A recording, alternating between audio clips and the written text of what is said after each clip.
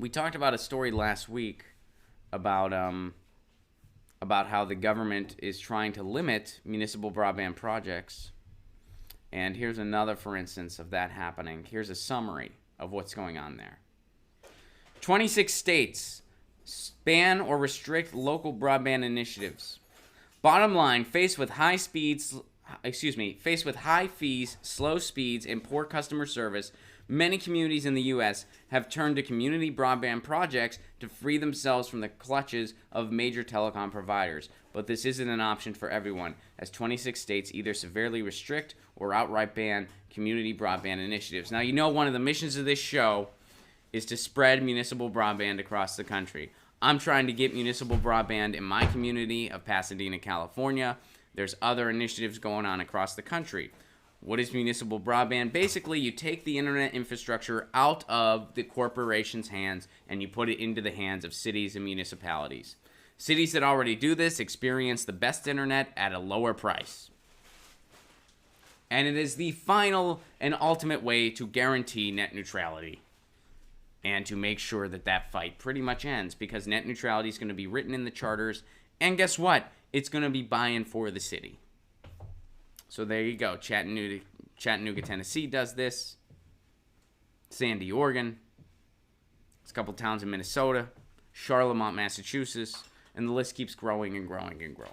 All right, so let's go to this article. And here's the thing. Here's what this article is going to go into detail about.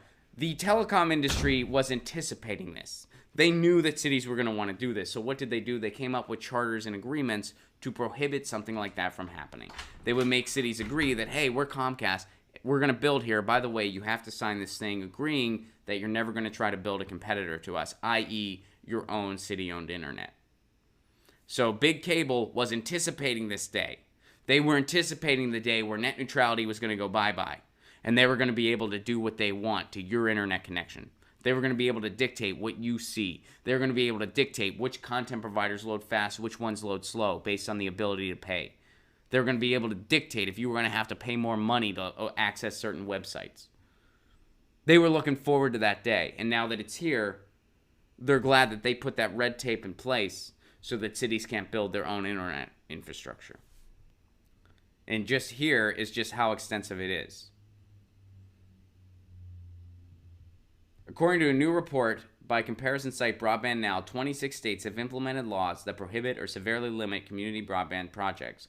The report sets out a state-by-state investigation into what limitations have made their way from lobbyist pens to the law books, and the picture is pretty bleak.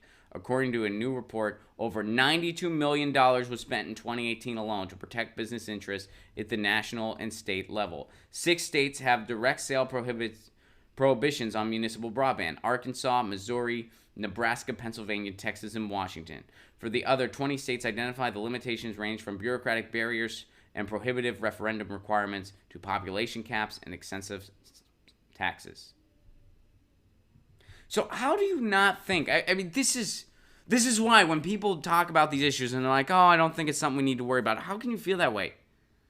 You really think that the big cable companies didn't put all this stuff in place to prohibit cities from building their own internet infrastructure if they didn't plan on really messing with your access to the internet? If they didn't plan on making the internet into cable television 2.0? You really think they would do that? Or they wouldn't do that if that wasn't what they planned on doing? Of course it's what they plan on doing. And the only way to permanently solve net neutrality, and again, I am for every net neutrality bill that's out there. We need it, because we need to hold the front lines. But the permanent fix for this is to build municipal broadband all around the country. That's the permanent fix. And that's why big cable has red tape to prohibit that from happening in 26 states. Here's broadbandnow.com is where you can see this. So here is the actual report itself. And you can go down and there's an interactive map where you can kind of, it's not, so see, you highlight something and it tells you the code. So I can go over to California and I can read this: lobbyist-driven amendments that roadblock municipal broadband. So I can read this legislation. So this is a very useful tool as you're assessing community broadband in your community. And I'm continuing the fight here in Pasadena where I live. It's been a long road. and I only have so much time to dedicate to it, but we're certainly trying to get a plan out there. And if you're interested in doing this in your community, please check out my Municipal Broadband Net Neutrality playlist. We highlight a lot of tools and a lot of resources. Check out Broadband Cities. Check out Institute for Local Self-Reliance and muninetworks.org. And know that there's going to be a lot of red tape that you're facing. All right. Get your news on with Ron. Don't you want to know what's going on? We're getting our news on today. Get your news on with Ron. Don't you want to know what's going on? We're getting our news on today.